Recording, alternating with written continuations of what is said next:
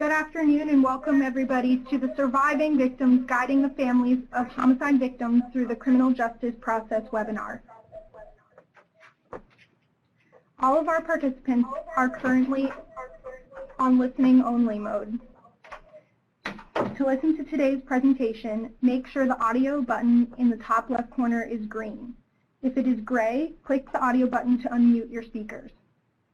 If at any point during this presentation you have technical questions for us, please send us an email at bjantac@ojp.usdoj.gov.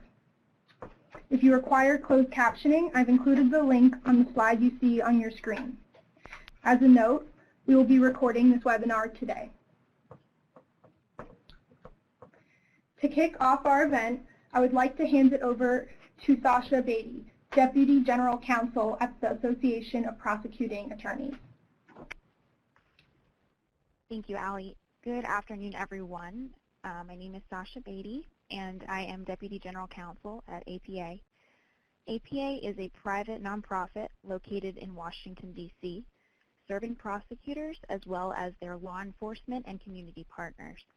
Thank you for joining us at this capital litigation webinar today. This presentation is made possible by Grant 2018 CP-BX-K002, awarded by the Office of Justice Programs through the Bureau of Justice Assistance Capital Case Litigation Initiative. APA is very appreciative of their financial assistance and commitment to improving the justice system. Additionally, a huge thanks to BJA's National Training and Technical Assistance Center for providing the platform for today's webinar. Points of view or opinions in this presentation are those of the presenter and do not necessarily represent the views of the USDOJ or the Association of Prosecuting Attorneys. Today's webinar, Meeting with Victim Families, will be presented by Bill Bunting of the Mecklenburg County District Attorney's Office in Charlotte, North Carolina. Mr. Bunting is the Homicide Unit Chief, where he leads an experienced team of 10 homicide prosecutors. He was admitted to the North Carolina State Bar in 2001 and has been an assistant district attorney since 2006, prosecuting exclusively homicides since 2011. Mr. Bunting has tried death penalty cases as well as non-capital murders, in addition to violent crimes, habitual offenders, and trafficking cases. He is a member of the Homicide Victims Support Group led by the Charlotte Mecklenburg Police Department. He also regularly responds to homicide crime scenes and works closely with investigating agencies to pursue justice in Mecklenburg County. And with that, I will now turn it over to our presenter. Thank you, Sasha. Again, my name is Bill Bunting. I appreciate you guys having me. Hopefully I have some things that I can share with you that some of them may be new, some of it may be different than you've tried in the past, but hopefully it'll be, you can walk away from here with a little something to try in the future. As Sasha said, here in Mecklenburg County, I do have a team of 10 prosecutors who do nothing but homicides, and as of so far this year, we're having kind of a busy year. We've had 82 homicides in Mecklenburg County this year, and that doesn't even include all of our vehicular homicides and justified cases that we handle. So we get a lot of experience, unfortunately, in dealing with victims' families and helping them through the process. And you'll see that I've actually titled this presentation, "They're Surviving Victims," guiding them through the process. And that's what they are. They are victims of this, of homicides not as much as, but they definitely have significant effects and lasting effects on their family from the loss of their loved one, and they are our surviving victims, and we have to keep that in mind. As I said, I've been doing, or Sasha said, I've been doing exclusively homicides since 2011, and working with these families has actually become quite a passion of mine. So why, if somebody could make it so that I could advance these slides. There we go. So why is it important that we improve our skill set for working with victims' families? First off, nope. Okay, we got a little delay here. We'll get there. First off, the victims' families are going to be your stakeholders. They are your voters. They are the people in your community that you answer to. So they are your stakeholders in this, and making sure that they are walked through this system is very important. Additionally, depending on how your homicide plays out, you may need their support for an eventual plea.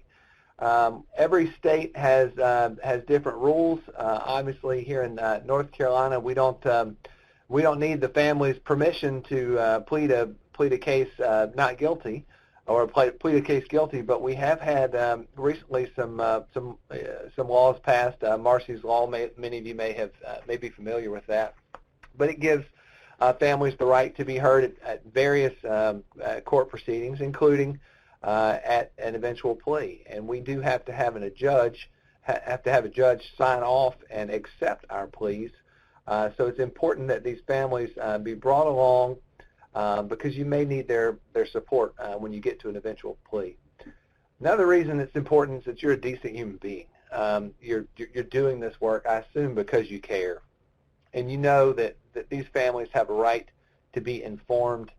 And part of one of the main goals of this process that I'm going to lead you through that we have in this office is to increase the confidence that these families have in the eventual outcome. And I think that's important because confidence in the eventual outcome is going to increase it's going to aid them in healing. They're going to feel like that to the extent that is possible that justice was done, and to the extent they can feel that, it's going to aid in their healing. There's a multitude of different ways that you can work with families. This is just a system that I have developed over time, kind of building on the backs of people that came before me. I think the first thing that you can do, though, much like a doctor's Hippocratic Oath, your first goal should be to do no harm. So you have to keep in mind what these families are going through, and above all, try to do no harm. Secondly, to the extent you can, I think you'll find that when you venture past doing no harm, that your actions can have a positive effect on these families. So the first thing that you're going to be doing is reaching out to make your initial contact. You're going to have to give them generally a couple of weeks before making contact. If we can go ahead and advance that slide. Give them a couple of weeks before making contact. You're going to want to try to wait until after the funeral. Different cultures have different times that the funeral will take place. Law enforcement has been their primary contact up until this point. They're going to know more about your victims' families than you do. So work with law enforcement to know the right time to reach out. The next thing you're going to do after you reach out to them, the reason you're reaching out to them is to schedule a meeting. You're going to schedule a meeting face-to-face. They need to see who they're dealing with, who the person on the other end of the phone is. They need to meet you face-to-face. At that initial meeting that you're setting up now, invite law enforcement. Show that you work as a team with law enforcement. And during that meeting, show confidence in your investigators. The confidence that they have in your investigators will increase the confidence that they have in the investigation that was done, and hopefully one day that will lead to increased confidence in the eventual outcome. And like I said, confidence in the outcome is going to aid their healing. So show confidence in your investigators. There are exceptions to all of these rules, and I'll give you an example from just last week. We had a homicide here in Charlotte. Actually, it wasn't even a homicide yet. The victim had not passed, but it was clear that the victim was going to pass. And I knew that the victim was from Maryland. I knew he had sons in California and sons in Seattle. And so I reached out to my law enforcement partners, and I asked them if they thought it would be appropriate for me to go ahead and meet with the family since they were here in Charlotte with the victim so that they can go ahead and see me face-to-face. And the detective had a lot of contact with them, and his read was that yes, it would be a good idea. So we set that up. I actually went to the hospital last week and met with the wife and the sons before the victim had even passed. And obviously I knew what they were dealing with. I knew that they hadn't made the decision to pull the plug just yet. So I didn't want to say that I was the homicide unit chief. I just presented myself as a representative of the district attorney's office and let them know who we are, let them see my face. We didn't even go into all the how the court process would work or anything like that. It was merely just to let them meet me face to face, so that when we did eventually have that first contact, it would not be over the phone, because I knew they were from out of state, and I did not want the first time that they ever saw somebody from my office to be the day that we were walking into court to take a plea on the case. So there are going to be exceptions to all of these rules. We can go in advance. Who should be present at that initial meeting? Obviously, your assigned prosecuting attorney, your law enforcement, and your victim witness legal assistant. As far as the victim's family, I think your primary goal should be to keep it small. The larger that group is that comes in, the more chances you're going to have that you get what I call the instigator. That is somebody who they're tangentially related to your victim. They're not as concerned about getting justice for the victim as they are about making a show of how angry they are about what happened. So that person can cause you trouble and can cause you, it can interrupt you when you're actually trying to convey information to the people that are there for all the right purposes. So if you keep it small, you're going to have you're going to decrease your chances of getting the instigator there, and it's also going to help you avoid getting off topic. As far as the purpose of the initial meeting, there's several purposes, but number one, you want to begin developing that relationship. This is your time to develop a relationship with them, and your time to begin learning about your victim. You're going to want to, and you're going to have the opportunity to explain the court process and to explain your process, how you handle things internally. Explaining your process is key for these in these meetings, because as you proceed on down the line through this process, you're going to be able to tell them in future meetings, listen, that very first day that we met, I told you I would do X. I did X. I told you I would do Y. I did Y. And the fact that you're telling them now what you did, you're going to do, and you're going to come back several weeks down the line and tell them that you did what you said you were going to do, that's going to help build that trust. The purpose of this meeting is not to talk about the details of the case. And you have to make it very clear early on that you're not going to be talking about the details of the case. And I think I have another slide on that coming up. As far as the format of the initial meeting, what you're going to do first off is to make introductions. And a few years ago, just kind of, it was after I had just wrapped up a trial, and I realized that in prepping my victim's mother to testify at trial, I realized that was the first time that I had learned anything personal about the victim. And I made it I made a note then to not let that happen again. And I went back, and at the very end of this, you'll see an outline that we have for these initial family meetings. We'll have a link to that. But I added on to that outline to make sure that we ask the family about the victim when they are in there for that initial meeting. And you also, it gives you a chance to ask them how they're doing. It's a good chance to kind of break the ice, get things moving, get people talking. And, you know, like I said, you're a decent human being. So it's important to remember to ask them questions like that. How are you doing? Because you don't want to get so lost in your job that you forget that these people have recently lost a loved one. So as I said, you can then ask them about the victim. Just some ideas. Tell me a little bit about him, the victim, who raised him, did they have kids? And that's the particular question that I learned the answer to at trial. I did not realize he had 2 kids until I was picking a jury for the case, and I realized that was unacceptable. And so we made the change to make sure we're asking about these at the initial meeting. You can ask what they like to do. During this initial meeting, you'll see on the form that I use and my team uses, there's some blanks for you to fill in everybody's names. Everybody that you're meeting with, there's a blank for you to write down the victim's name, because there's nothing worse than to be sitting in a meeting with the victim's family and to space on what your victim's name is. And, at that point, you have to start referring to your son or your daughter or your husband. And it just gets uncomfortable. So write them down beforehand so that you can refer back when you just happen to space. But giving them a chance to talk about the victim is going to get everybody talking. I will tell you that I typically stay away from questions about what they did for work or where they went to school.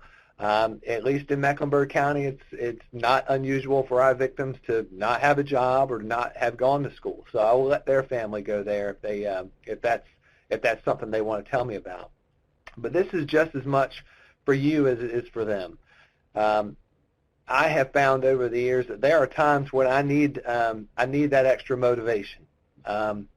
When our victim got killed because he robbed a drug dealer last week, it helps me to know that he was something more than somebody who robbed a drug dealer. It helps me to see him as a person and not the act that he did that ended up getting him killed. And frankly, sometimes when there's just not something more there, this discussion will help you to at least realize that if you don't feel like you can fight for your victim, at least you can fight for your family. So that's just some of the benefits from talking to your family about your victim. We talk in our meetings, we tell them that there's not a lot that we can promise them about this court process, but there are 3 promises that I can make you. I tell them, number 1, you're always going to hear the truth from me. You may not like what you hear, but I promise you I'm going to tell you the truth. Number 2, we're going to hear from you at every stage of the proceedings.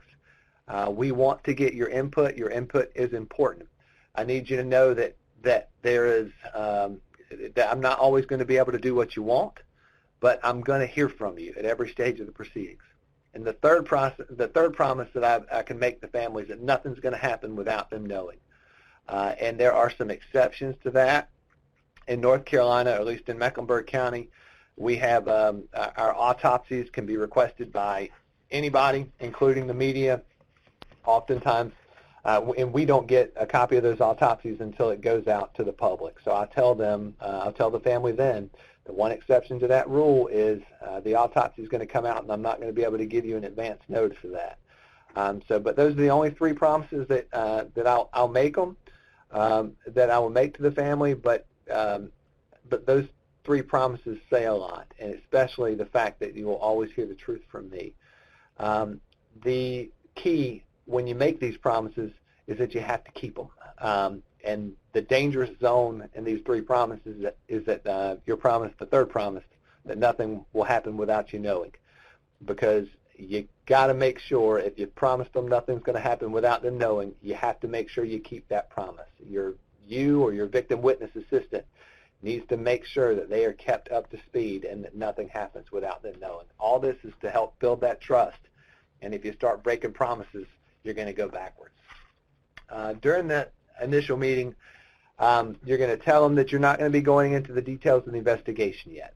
And the reasons that you'll tell them that is because the investigation is ongoing, that you have not received or reviewed the case file yet. I usually tell them, listen, I have read a summary of the case. I am generally familiar with the facts, but I have not received a copy of the file yet. I have not reviewed it. That's not unusual.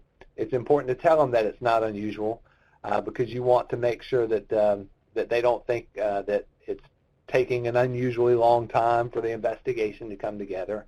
But you need to let them know that it's not unusual, that you haven't reviewed the file yet. Tell them what your involvement has been up to this point. If you responded to the crime scene, tell them that. If you've consulted with law enforcement on the case, tell them that. But make sure you tell them that you don't have all the details of the case yet, and it wouldn't be fair to you, it wouldn't be fair to the case for you to start talking about it before you've had the chance to review every single thing that is included in the investigation.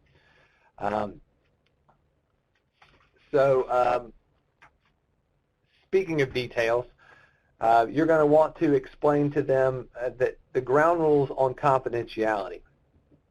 You got to make sure that they know that your ability to speak freely with them, your ability to share details about the case when you eventually get around to doing that, is conditioned on the fact that they're not going to share that information with anybody else. One of the ways I do that is by telling them that we as prosecutors are under special obligations, that we can't go out into the public and make comments that we know could affect our eventual jury pool. And I tell them that if I give them details and they turn around and go back to the media and share that information in the public domain, then that could come back on me. And it's not that I'm afraid of me getting in trouble. It's just that the way a judge could punish me for having shared information in a manner that I knew would get out to the public would be to take it out on the case. And I want to make sure that they know that I don't want anything to hurt the case. And so generally, during that meeting, after I've explained that to them, I'll ask that family, so will all of you agree that you won't share anything that we talk about outside of this room? And I won't make them show me hands, but I'll make sure I get a head nod from everybody that's in the room. As far as dealing with investigators, there are times where the defense investigators may reach out to your families. It depends on the facts of the case whether that's more likely to happen or not. One of the things I tell them is that they should not expect to be contacted from our side by anybody that's not in this room. And they should know the names of everybody that's in the room. Your victim witness legal assessment, your name, your detective's names. And I tell them, these are the only people that are going to contact you from our side.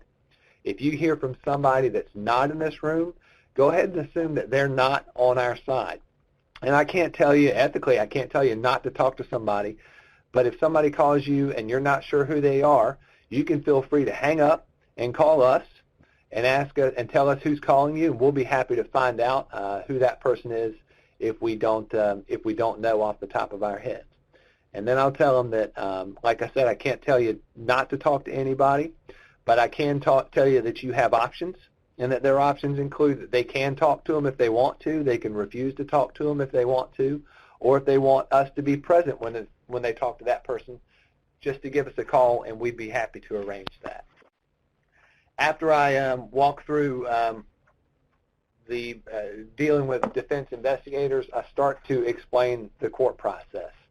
We have a number of different court dates. I know every state's going to have different processes. But here in North Carolina, one of the first court dates we have is the court date where we announce whether the case is going to be a capital case or not. From there, we have a variety of administrative hearings. Here they're called first settings and second settings, but it's all just administrative hearings like you all have. At some point during this process, there's going to be a bond hearing likely. From then, we'll move on to an arraignment and then possibly to a trial. I tell them at this point that the ones that are going to be important for them to attend are the bond hearing, the arraignment, and any eventual trial. And I tell them that I make sure that they know that they are welcome to attend any court date, but I want to make sure that I'm valuing their time, and I want to make sure that they have the time off of work available, that they're not frankly burnt out with coming to court when the days come when I need them there, such as a bond hearing. Having the family sitting behind you in a bond hearing can be very helpful to making sure that the judge does not set an unusually or an unacceptably low bond. And at this point, I will inform them that our victim witness legal assistant will keep them informed of all these court dates and will keep them informed of which ones that are important for them to attend. When you talk about a bond hearing here, when you're just generally explaining the court process, you got to be careful, because the minute they hear a bond hearing, they might start trying to ask you about whether he's going to get a bond or not. I try to stay away from the discussion of whether a defendant's going to get a bond. I know every state has its own set of laws regarding first-degree murder bonds, but I try to stay away from talking about an eventual bond at this stage. If they ask, I'll answer. And I'll tell them that in North Carolina, the only offense that a judge is not allowed to set a bond for is first-degree murder. But here in Mecklenburg County, but bonds are set in the majority of cases. Now, it may be a really low amount, it may be a really high amount. But a lot of times, even though you've only read a summary of what your case is, you may have a really good idea of whether this is going to be a strong case or whether this is going to be a weak case. You need to start managing expectations early on, because when you effectively manage expectations, the family will eventually, if their expectations are unreasonably high and they are not met, they are not going to feel like justice is done. But if you've got a heads up as to what your evidence is, if you know your case isn't that great, and you can begin managing expectations now, you're more likely that this family is going to believe at the end of the day that justice, or as close as you can get to it, was done. So it's important to go ahead and start managing expectations early. The next thing I'll do is begin explaining what our process is. And the very first thing that I tell them, again, is that we're going to, once we receive the investigative file, we're going to start reviewing that. I'll review every piece of paper, every interview, every surveillance video, and when I tell them that is true. I would expect, I know for me, and I would expect all of my prosecutors, that we are reviewing every single thing in that file. It's getting harder and harder these days, because now we've got body-worn camera videos, and there may be volumes of those. And when there comes a day that I can't look at every single thing that's in that file, then I might have to reevaluate that. But until that day comes, I'm going to tell them that we're going to review every single thing that's in there. It shows them that you're thorough, and it also helps the family understand why things take so long, because this is a slow process. You know, for a plea, if we can get a plea done within a year, we're doing great. But it's more likely a year and a half. For a trial, in Mecklenburg County right now, we're in the 2 to 3 year range to get a case to trial. So it takes a long time, and having families know that part of the reason for that is because you're thorough, at least gives them some understanding of why it's taking so long. In North Carolina, one of the first things that we have to do is make a decision, though the statutes actually require us to have a hearing within 45 days on whether or not our cases are going to be declared as a death penalty case. If we have the file, the full investigative file within 45 days, we just got it. So we would not have had enough time to actually thoroughly review that file to make an educated decision. So number one, I explained to them that the first court date that we have is likely not going to happen on that date, because it's going to be continued until a time that we have had enough time to review the case. One of the things that I've been kind of bouncing back and forth with recently is whether to ask their opinion or their thoughts on the death penalty when I'm addressing the death penalty, this decision with them. I have decided not to. There was a brief experiment where I was asking their opinions, and what I found was at this point you're only weeks away from this homicide, and their loss is still too raw at this point for them to be making a decision that's motivated by anything less than passion. I also have discovered that these families don't have the appropriate frame of reference to be making, to really be giving a valuable opinion as to whether the death penalty is appropriate in this case. They don't know what cases you've declared capital in the past. They really don't know what it means to declare a case to be a death penalty case. And so I have ventured away from that. Instead, what I do is plant seeds and manage expectations. Here in Mecklenburg County, we have, out of all of our probably 130 or so pending homicides now, 2 of them are capital cases. It's very rare that we declare them capital, so I go ahead and start planting those seeds and managing those expectations early on. How do I do that? Number one, I tell them that it is extremely rare that we declare cases to be capital, and I tell them a number of reasons for that. Number one, the minute we declare a case to be a death penalty case, the defendant gets 2 attorneys and everything begins to go at half speed. I let them know that close calls in capital cases go to the defendant.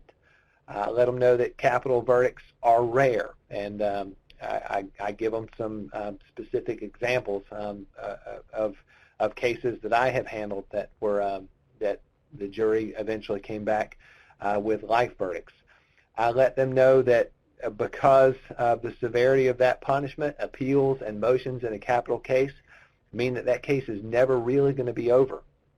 And then I begin to get pretty real with them, and I tell them that North Carolina has not actually executed anyone since 2006.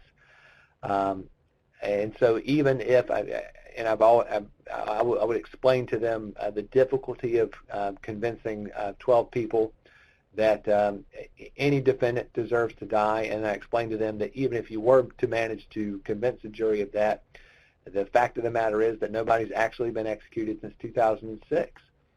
And then I usually close with letting them know that one of the concerns about declaring a case to be capital means that the case becomes about the defendant and not the victim. The minute you declare a case to be capital, it becomes about whether this defendant deserves to die, and it's no longer about your victim. And I try to tell them that as much as possible, I want this case to be about their loved one and not the person that killed them. And I tell them that we consider all of these things in making that decision. And once they've heard all of that, my experience is that they're more than likely primed for your eventual decision that a case would not be a death penalty case. In the event it is a death penalty case, it would show them that you truly believe the case deserves to be capital because you considered all of these things. As I move on through the initial meeting, I will explain our plea offer process. And here in Mecklenburg County, and if you don't do this, I'd tell you to give it a shot because it's a good idea. We have what we call a roundtable process, where we have all of our the assigned DA will present the case as objectively as they can to not only all of the other homicide prosecutors in my office, but we invite the investigating detective and their sergeant, as well as the chain of command over at the police department. We all sit together in one big room on any given day. There's 15 to 20 of us, and we discuss the cases. I explained to the family that that's the process that we use in determining whether or if to make a plea offer. It would be my goal in this initial meeting that we don't go down the road of whether there's going to be a plea offer in this case, even though we frankly know we make plea offers in almost every case. It's still too early. Much like the death penalty case, things are too raw for them to start thinking about plea offers. And so I try to give them an idea of what our process is generally without going too far down the road and getting a lot of questions about whether there's going to be a plea offer in this case. But we tell them that the case is going to be presented to all of those people, to the experienced group of people. We'll discuss the strengths. We'll discuss the weaknesses of the case. We'll discuss the best possible result at trial, the worst possible result at trial, and the most likely result at trial. And then I tell them after all of that, we will discuss what we think a appropriate resolution to the case would be. And then once that's done, we're going to bring you back in to talk about it. And that goes back to the second promise that you made, that you're going to hear from them at every stage of the proceedings. One thing that I would advise you not to do during this process, when you're talking about how you make plea offers and how you make that determination, do not talk about resources. Whether or not in your jurisdiction resources play into what the plea offers that you make, if you start talking about resources and how much court time you have and how many prosecutors you have and how many homicides you're trying, that's all they're going to hear. So don't talk about resources. That's all they're going to hear. And if they think the plea is driven by resources, that's not a plea that inspires confidence. And it's not going to, when you don't have confidence in the result, it's not going to aid their healing. Like I said, our main goal is in this process. So I've said that you're explaining your process. You're going to tell them that after the roundtable, you're going to meet with them. You're going to share the results. You're going to get their input. And then, and that, like I said, that goes back to the second promise that you made them, that you're going to hear from them at every stage of the proceeding. And I'll talk a little bit about how that meeting goes shortly. Just kind of some random things to make sure you mention in that initial meeting. They're already going to be questioning about when they can get their loved one's property back. You know, maybe their wallet got seized as evidence by the police at the crime scene. Go ahead and explain to them how property is going to be handled once the case is closed. That will hopefully put the question to bed, and you won't have to answer that question again until the case is closed. I find wrapping up the initial meeting can be a little difficult at times.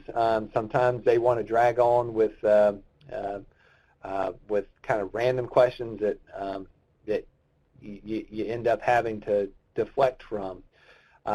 What I tell them though is that I don't give out business cards. You don't want my business cards have my direct dial on them, and you don't want them calling you directly. Yeah, I stay pretty busy, and if I had families calling me directly, balls would get dropped. So if I don't give out business cards, I never even take them with me into the meeting because I don't want them to see one and ask for one. Instead, I funnel all direct contact with them through our victim witness legal assistant. And then I give them a chance to ask any questions that they have. And to the extent I can answer their questions, I will. But like I said, there's going to be a lot of stuff that you can't answer because you don't have the details on the case yet. They're going to ask a few questions, and then at some point there's going to be a pause. It can be difficult to get out of that room because those things can drag. But when there's that pause, I look for the right moment, and I tell them just exactly this. I say the same thing every time. Listen, chances are you're going to leave here and think, I wish I had asked X.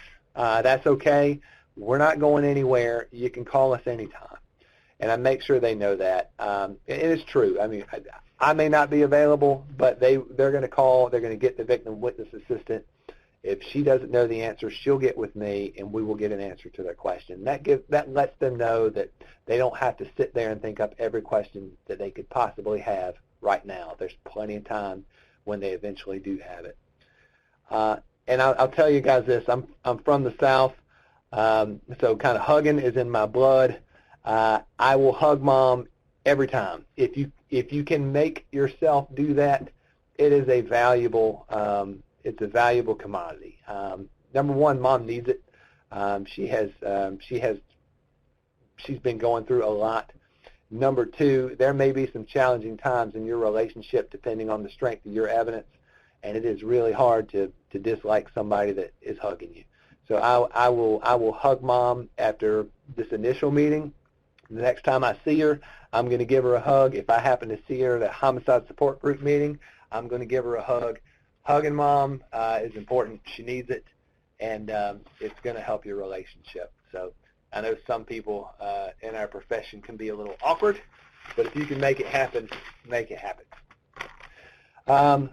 The next meeting that we're going to bring the family in for is our plea offer meeting.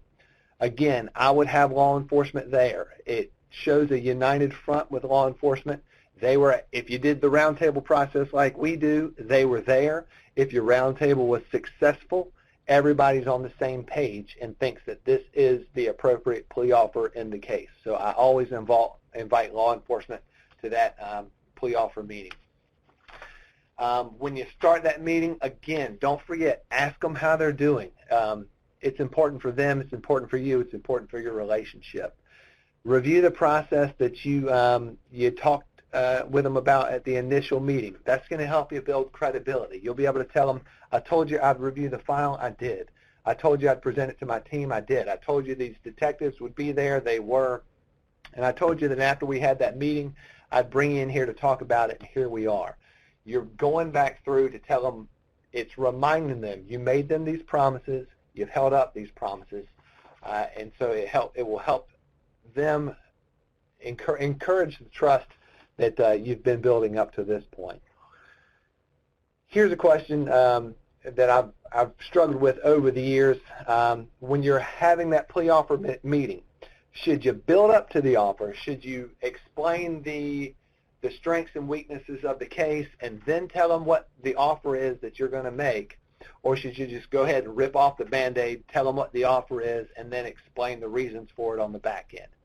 I think the answer to that, I think there's a real answer, and I think the answer is generally you're going to want to build up to the offer.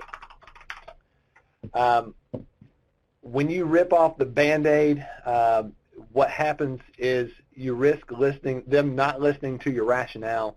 If you open that meeting with, I told you we'd bring you in to talk about what the offer is. The offer we're going to make is this. That may be the last they actually hear and listen to you from. And if it's not an offer that they like, they could get up and storm out, and you never even have the chance to explain why. So I think the general best practice is to explain your rationale for the offer, and then tell them what the offer is going to be. There are times where I have been called out. The family doesn't want to hear it. They just ask me for what the offer is, and those times have not gone particularly well. I think at this meeting, you should remind them that you promised to be honest with them. You promised to tell them the truth, even if it wasn't what they wanted to hear. And then you should share the facts that you have with them, reminding them that they promised that they wouldn't share anything that you talk with them about in this room outside of the room. I explain the strengths and weaknesses of the case. I explain the difference between beyond a reasonable doubt and probable cause. I'd explain to them the difficulties sometimes in getting a unanimous jury of 12 to agree on things. And I'd explain to them the potential for that one crazy juror. And in the appropriate case, I'd give them examples of crazy jurors that I've had in the past. I would explain to them, especially if it's a low number that they're not going to be satisfied with, that a not guilty verdict means that the defendant walks. I tell them I get it. I believe he's guilty of murder, otherwise I wouldn't be prosecuting the case, but I have to prove it. I will tell them that I'm limited by the evidence and that he very well could walk if we have a trial in this matter. I tell them that he needs to go to jail. I explain to them that I have a responsibility to this community to make sure that I get this guy off the street for as long as the evidence will allow me to, and that even though this offer does not get him off the streets forever, it ensures that he goes to prison for however long. And so I explain to them that I understand their pain, but I have a responsibility too, and my responsibility is to get this person off the street for as long as I can. When you're going through this plea offer meeting, I think it's important for you to explain your plea offer, not just in terms of the number that you have come up with, but how you came up with that number. And in North Carolina, we have a sentencing grid that lays out the various sentences for different felony classifications. I show them that. I give them a very basic explanation of it. I show them how it works. I remind them at that point that I promised that I would hear from them, and I ask for their thoughts and concerns. And their responses can range the gamut. I explain to them, especially if they're not happy about the offer, that the defendant may reject it. I'll tell them that in a particularly rough case, that I wouldn't be surprised if the defendant did reject this offer, because a good defense attorney would explain the weaknesses in the case just like I just have, and that there is a chance that this defendant could walk. And so he may not want to take this offer anyway because he may be wanting to roll the dice. I will, if the victim's family starts making arguments to you, starts making legal arguments to you, I will oftentimes explain to them that those are the exact arguments I'm going to be making to a jury if the defendant rejects this offer, and I get it. But we, like I said, there are risks in taking this case to trial, and one of those risks is that he walks. And I would explain to them that if the jury comes back not guilty, then the case is completely over. And without any, giving them the kind of general overview of double jeopardy. I think a family is rarely going to be happy with an offer you make, because a lot of the times when these families have come in losing a loved one, the only thing that they want to hear is that this person's never going to get out of prison. And most offers you're going to make are going to be offers that has some daylight at the end of them. So the families are rarely going to be happy. I am for understanding, and then when I'm wrapping up that meeting, again, I give Mom a hug. I don't have a whole lot of tips and tricks for the plea offer meeting except a few. Care, be honest, be genuine, know your case inside and out, backwards and forwards, so that if they hit you with a question that you know the answer to and you're not just BSing. Know when to let somebody speak. One of the nice things about having law enforcement at the round table and having law enforcement at this meeting is that sometimes law enforcement can come in and explain things in a manner that you hadn't thought to explain them. And again, that can show that united front. Make sure you listen. And then sometimes you're just going to have to take it on the chin. Sometimes they're just not going to be happy, and they're going to need somebody to yell at. I have been that person many times, and I just try to remind myself that they have lost a loved one, and sometimes it's just my job to take it on the chin. As far as bond hearings, I will explain to them before the bond hearing what our state's laws are for homicide bonds. I got into that a little bit earlier. I will use the bond hearings to help manage expectations. If I've got a case that I know is particularly bad, bonds can vary a lot depending on just who your judge is that happens to hear the bond hearing. If the bond amount is lower than I expected, I can use that to help manage a family's expectations by telling them, listen, the judge set a bond of this, that is a low number. That tells us that the judge doesn't think the evidence is very strong.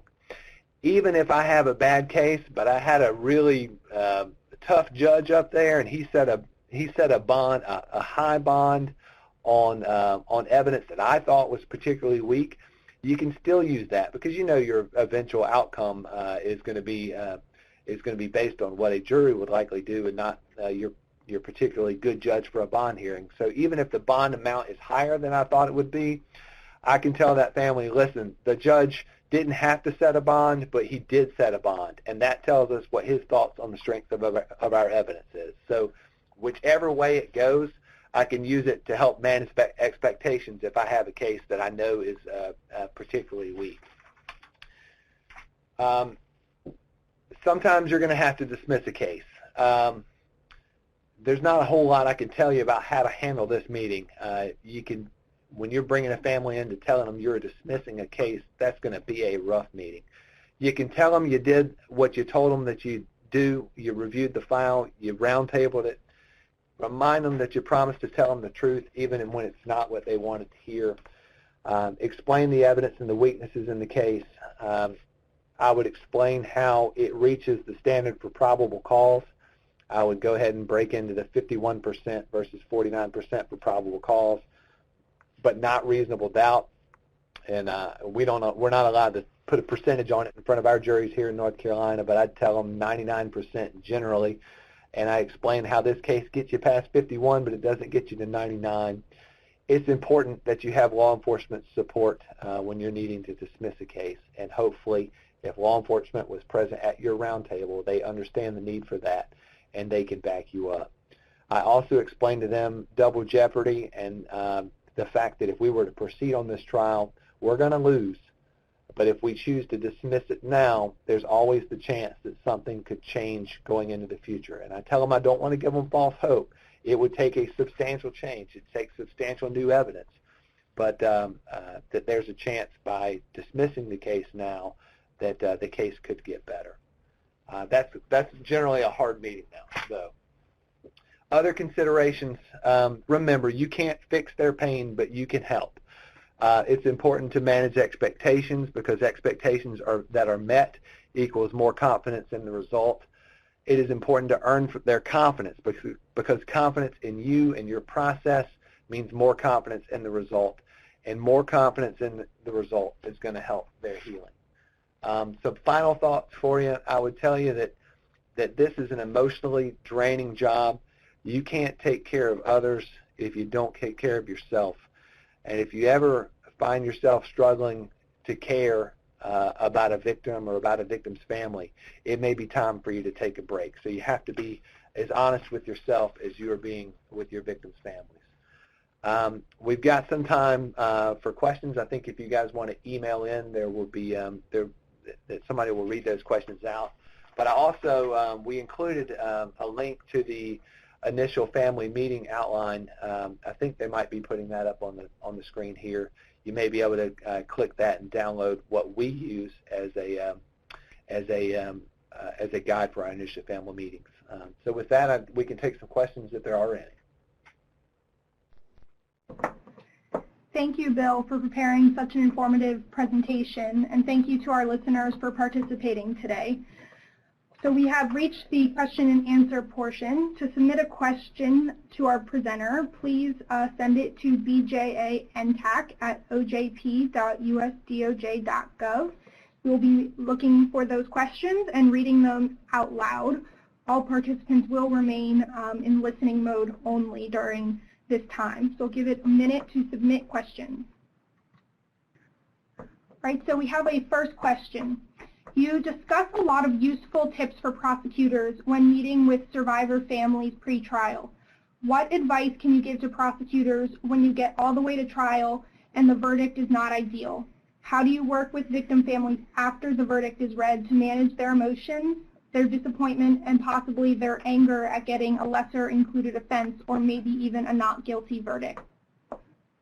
That's a really good question, and I didn't even think to put it in here. At this point, if you've done all of this, you've got a relationship going with the family. And I know, at least here in Mecklenburg, we don't always try our own cases. So it may be that I've got two other prosecutors from my team that are trying the case. And it may be that the original prosecutor who has the relationship with the family wasn't even the one that's trying it. But we try to make sure that we have effective handoffs so that we're kind of transferring the relationship from the assigned ADA to the trial ADAs. And you're going to have a lot of time with these families while the jury is deliberating. If you were honest with them when you had your plea offer meeting and you discussed the strengths and weaknesses of the case, you discussed the possibilities that it could result in something less than first-degree murder. So I think being honest with them about the facts early on will help you. I think during that break while the jury is deliberating, you can reiterate the possibilities for that.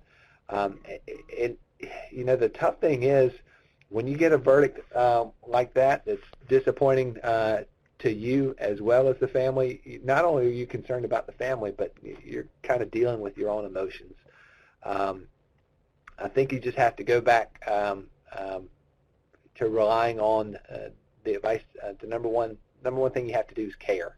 And if you genuinely care, I think that's going to take you a long way in figuring out the right words to say to the family. Unfortunately, I don't have any good quotes for you to use today, but just care and understand their pain, and they're going to be your top priority, even though you may be disappointed as well.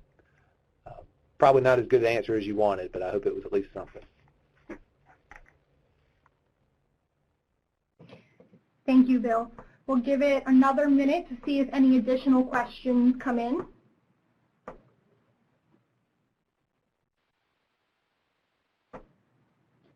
And as a reminder for everybody on the line, if we're unable to get to your question today, or you think of your question after the fact, please don't hesitate to send it in to the BJ and TAC box, and we will get you the answer to your question via email later. We will also be sending participants a copy of the presentation in a follow-up email. I think I answered everybody's question in my presentation. I think so. Yeah, I got ahead of things.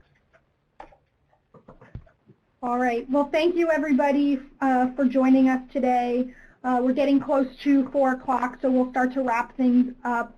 As I mentioned before, if you think of your question and would like to submit it after the presentation, please feel free to do so, and we'll go ahead and share the presentation out in a follow-up email as well. Thank you, everybody, and have a great afternoon.